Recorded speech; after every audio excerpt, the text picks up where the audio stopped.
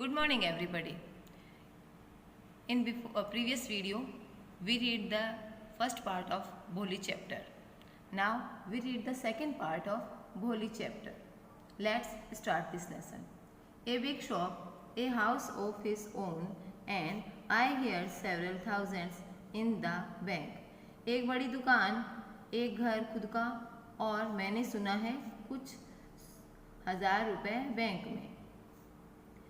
Moreover, he is not asking for a dowry. Dowry means होता है दहेज. और सबसे बड़ी बात कि उसने दहेज भी नहीं मांगा है.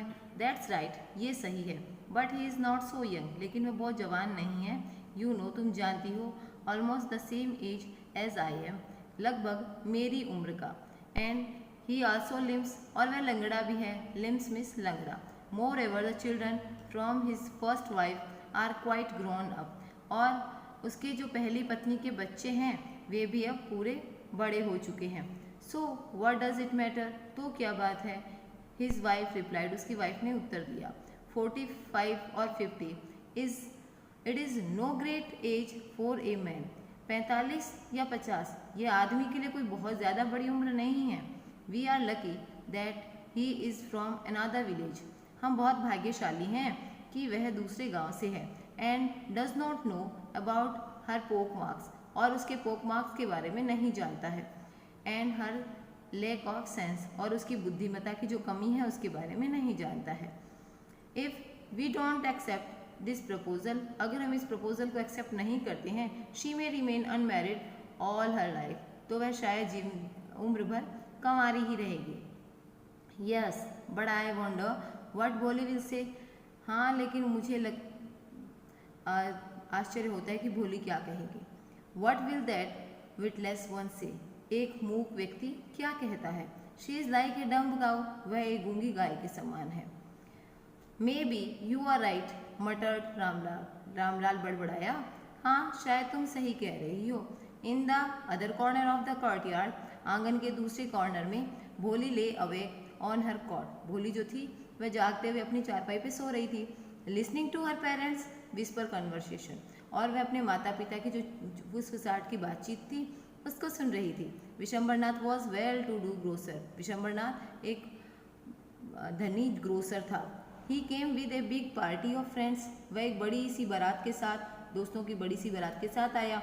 And relation with him for the wedding. और खूब सारे दोस्तों और रिश्तेदारों के साथ शादी के लिए आया. A brass band playing popular tune from an Indian film headed the procession. और एक ब्रास बैंड का जो प्लेइंग था, यानी एक बैंड वाला जो था, वो अपनी पॉपुलर टोन बजा रहे थे जो ज़्यादातर भारतीय फिल्मों में बारात के हेडिंग करती हैं. प्रोसेसन मतलब होता है बारात. With the bride groom riding A decorate horse. और जिसमें जो ब्राइड ग्रूम था वह एक सजे हुए घोड़े पर राइडिंग कर रहा था. Ramlal was overjoyed to see such pomp and splendour. Pomp and splendour का मतलब होता है शान और शौकत. और रामलाल इस शान और शौकत को देख करके बहुत ज़्यादा प्रसन्न था. He had never dreamed that his fourth daughter would have such A grand wedding. और उसने कभी ऐसा सपना में नहीं सोचा था कि उसकी जो चौथी बेटी है उसकी शादी, इतने अच्छी शादी उसकी होगी. Bholi's elder sister who had come for the occasion were envious of her luck. और जो भोली की बड़ी बहनें थी जो इस ओकेजन पे आई थी वह भी उसके लक के कारण से जल रही थी या उनको ईर्ष्या हो रही थी. When the auspicious moment came, जब वह मांगलिक क्षण आया, the priest said, तो पुजारी ने कहा, bring the bride, वधू को ले आओ. Bholi clad in a red silken bridal dress. भोली जो थी उसे एक रेड सिल्कन जो ब्राइडल ड्रेस थी, दुल्हन की जो ड्रेस थी, उसमें लाया गया. Was led to the bride place near the sacred fire. और उस पवित्र जो अग्नि थी, स्केयर्ड मीन्स पवित्र, पवित्र अग्नि जो कि थी उसमें दूल्हे के पास लाया गया. गार्लैंड द ब्राइड, वधू को माला पहनाओ. One of his friend from Vishambharnath, Vishambharnath के एक दोस्त ने उसको कहा. The bride groom lifted the garland of yellow marigold. जो दूल्हा था उसने पीले रंग के जो मैरीगोल्ड की जो माला थी उसको उठाया. A woman slipped back the silken well from the bride face. Well मतलब होता है घूंघट, और एक महिला उसने उसका जो सिल्कन जो वेल था, घूंघट था, उसको ब्राइड के फेस से हटा दिया। विशंबर टुक ए क्विक ग्लैंस, और विशंबर ने एक तीव्र जो दृष्टि थी उससे उसको देखा। The garland remain poised in his hand, जो माला थी वो उसके हाथों से छूट गई। The bride slowly pulled down the veil over the face, और जो ब्राइड थी उसने धीरे धीरे अपना घूंघट अपने फेस पर वापस से ढक लिया। हैव यू सीन हर, क्या तुमने उसे देखा? Said Vishambar to the friend next to him, Vishambar ने अपने पास खड़े दोस्त से कहा। She has pock marks on her face, उसके चेहरे पर तो पोक मार्क्स हैं। So what, you are not young either, तुम भी कौन सा जवान हो, क्या हो गया? Maybe, but if I am to marry her father must give me 5000 rupees. हो सकता है, लेकिन अगर मेरे को इसे शादी करनी पड़ेगी तो इसके पिता को मुझे 5000 रुपये देने पड़ेंगे। Ramlal went and placed his turban, Ramlal गया और उसने अपनी जो टर्बन थी, टर्बन मीन्स पगड़ी, अपनी पगड़ी को रखा। हिज ऑनर, जो कि उसका सम्मान था, एट विशंबर्स फीट, विशंबर के पाँव में रख दिया। डोंट ह्यूमिलेट मी सो, आप मुझे कृपा शर्मिंदा ना करें। टेक 2000 रुपीज़, कृपया 2000 रुपये ले लें। नो 5000 और वी गो बैक, नहीं 5000 वरना हम वापस जाएंगे। कीप योर डॉटर, अपनी बेटी को अपने पास ही रखो। Be a little considerate please, कृपया कुछ समझदार बने। इफ़ यू गो बैक, अगर आप चले गए, I can never show my face in the village, मैं अपना चेहरा पूरे गाँव को नहीं दिखा पाऊँगा। देन आउट विथ 5000, तो 5000 रुपये निकालो। Tear streaming down his face, उसके चेहरे से जो आंसू थे वो लुढ़कने लगे। रामलाल वेंट इन, रामलाल अंदर गया। Open the safe and counted out the notes, और सेफ में से रुपए निकाले और उन्हें गिनने लगा। He place the bundle of the bride grooms feet, उसने जो बंडल था वह ब्राइड ग्रूम के पाँव के पास रख दिया।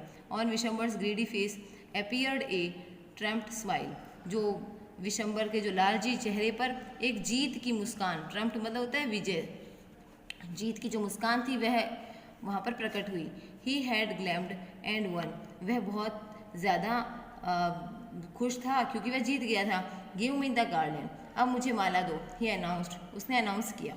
Once again the veil was slapped back from the bride face, अब दोबारा से फिर से जो घूंघट था वह ब्राइड के फेस से हटा। But this time her eyes were not downcast, लेकिन इस बार उसकी आंखें नीचे झुकी भी नहीं थी। She was looking up, looking straight at her prospective husband, and in her eyes there was neither anger nor hate, only cold contempt.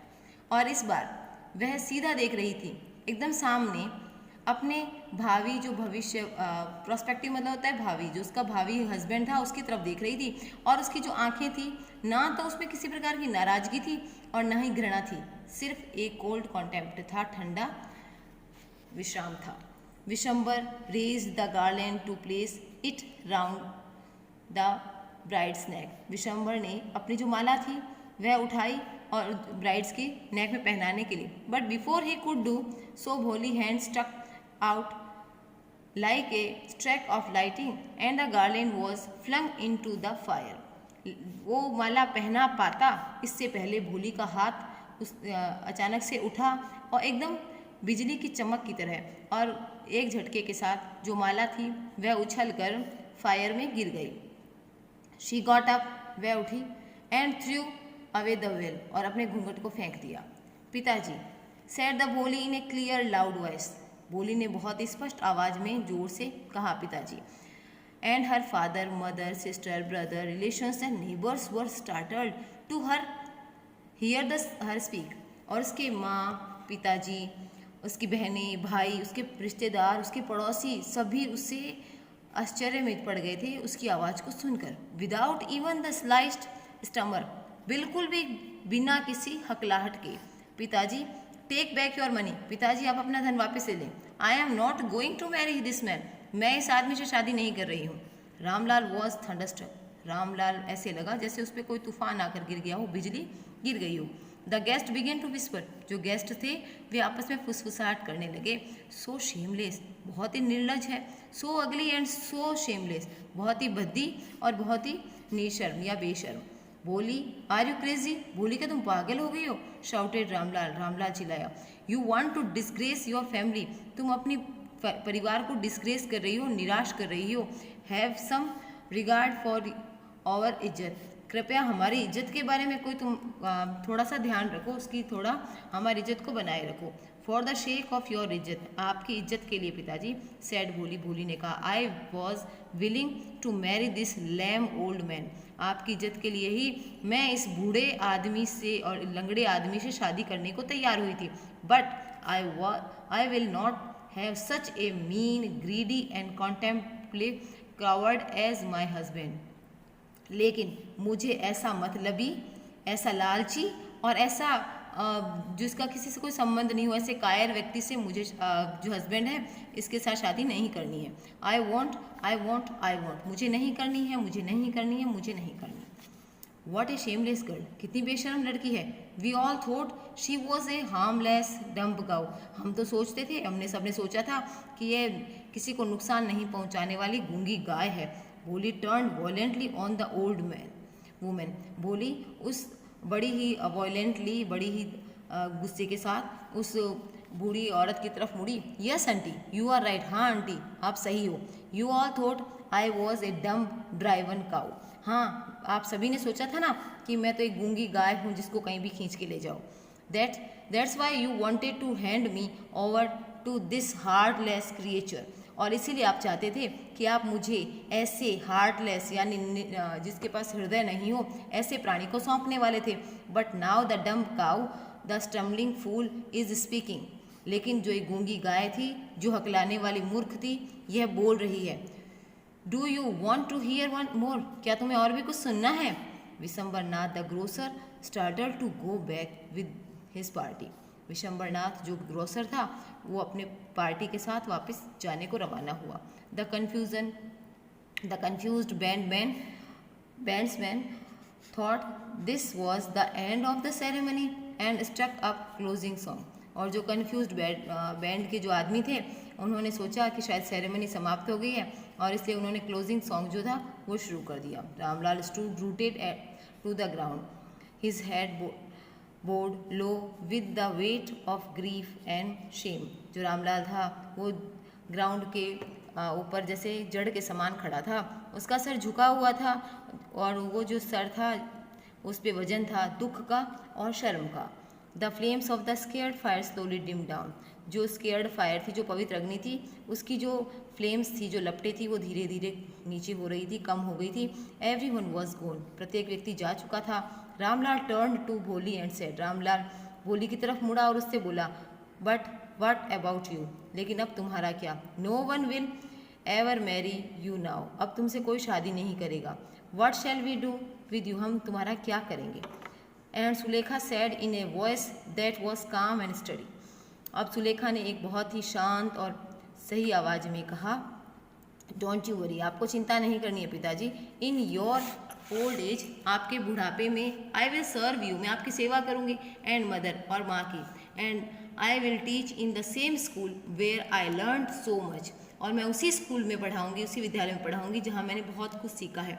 Isn't that right ma'am, क्या ये सही नहीं है ma'am. The teacher had all along stood in A corner watching the drama, teacher जो कि अभी तक एक कॉर्नर में खड़ी थी और इस ड्रामे को देख रही थी। यस बोली, ऑफ कोर्स, हाँ बोली, यकीनन। शी रिप्लाइड, उसने उत्तर दिया। And in her smiling eyes was the light of a deep satisfaction that an artist feels when contemplating the completion of her masterpiece, और उसकी आंखों में वैसी ही चमक थी जैसी एक संतुष्टि होती है किसी आर्टिस्ट को जब उसका कोई भी एक मास्टरपीस जो होता है वो कंप्लीट हो जाता है। दिस इज लेसन कंप्लीटेड, हमारा लेसन कंप्लीट हो गया है भोली वाला। अब आपको इसके क्वेश्चन आंसर्स करने हैं, इस लेसन को फिर से पढ़ना है। Thank you so much.